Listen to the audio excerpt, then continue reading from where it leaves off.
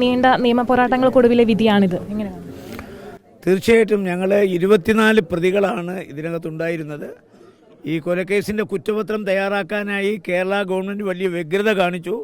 3-4 അന്വേഷണ ഏജൻസികളെ അവർ മാറ്റിമറിച്ചു. അവസാനം ക്രൈംബ്രാഞ്ചാണ് ഈ കേസ് അന്വേഷിച്ച് കുറ്റപത്രം കൊടുത്തത്. സിംഗിൾ ബെഞ്ചിൻ്റെ വളരെ സ്തുത്യർഹമായൊരു വിധിയാണ് സിംഗിൾ ബെഞ്ച് പുറപ്പെടുവിച്ചത്. കാരണം ഈ മാതാപിതാക്കന്മാർ ഈ കേസ് CBIക്ക് വിടണമെന്ന് ആവശ്യപ്പെട്ടുകൊണ്ട് കോടതിയെ സമീപിച്ചപ്പോഴാണ് സിംഗിൾ ബെഞ്ചിൻ്റെ വിധി വരുന്നത്. ആ വിധിക്കകത്ത് പറഞ്ഞത് പ്രതികളുടെ മൊഴികൾ വേദവാക്യമായി സ്വീകരിച്ചാണ് കുറ്റപത്രം തയ്യാറാക്കിയത്. ഈ കുറ്റപത്രം വിചാരണയ്ക്കെടുത്താൽ പ്രതികൾ രക്ഷപ്പെടും. അതുകൊണ്ടാണ് കേസ് CBIക്ക് വിടുന്നു, കുറ്റപത്രം റദ്ദ് ചെയ്യുന്നു. കേരള ഗവൺമെൻറ് ആദ്യഘട്ടം മുതൽ ഈ കൊലപാതകത്തിന് പിന്നിൽ മാർക്സിസ്റ്റ് പാർട്ടിയുടെ ഉന്നതന്മാരാണെന്ന് കണ്ടുകൊണ്ട് അവരെ രക്ഷിക്കാൻ ആവശ്യമായ സംവിധാനങ്ങളാണ് ഒരുക്കിക്കൊണ്ടിരുന്നത്. യഥാർത്ഥ പ്രതികളിലേക്ക് ഈ കേസ് ഒരു കാരണവശാലും എത്താതിരിക്കാൻ സംസ്ഥാനത്തെ പാർട്ടിയും അതുപോലെ തന്നെ മുഖ്യമന്ത്രിയും പ്രത്യേകം ശ്രദ്ധിച്ചിരുന്നു, നിഷ്കർഷിച്ചിരുന്നു.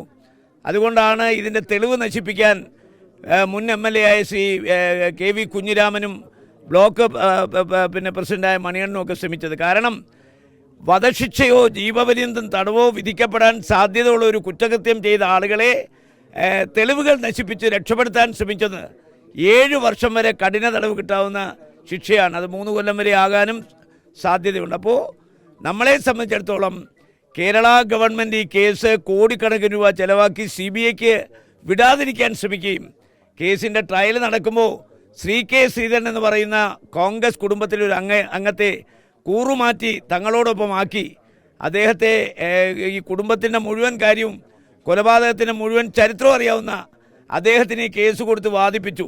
അദ്ദേഹം മറ്റൊരു ചതിയൻ ചന്തുവായി മാറി. ഈ കുടുംബത്തെ ഒറ്റുകൊടുത്തു, വഞ്ചിച്ചു, ചതിച്ചു. അപ്പം എല്ലാ വിധേനയും ഈ കേസിലെ പ്രതികളെ രക്ഷിക്കുക എന്നുള്ളത് കേരള ഗവൺമെൻറ്റിൻ്റെയും മാർക്സിസ്റ്റ് പാർട്ടിയുടെയും ഒരു വലിയ ബാധ്യതയായി മാറി. അവരതിനു വേണ്ടി പരമാവധി ശ്രമിച്ചതുകൊണ്ട് എങ്ങനെയും വിചാരണ പൂർത്തിയാക്കി ഒരു വിധി വരണമെന്നാണ് ഞങ്ങൾ ആഗ്രഹിച്ചത്. ഇപ്പോൾ ആ വിധി വന്നു. 14 പേരെ ശിക്ഷിക്കാൻ പോകുന്നു, ബാക്കി 10 പേർ വെറുതെ വിടാൻ പോകുന്നു. അപ്പോൾ ആ 10 പേരെയും ഇനി ഈ കേസിൻ്റെ ഇൻവോൾവായ കുറേ ആളുകൾ കൂടിയുണ്ട്.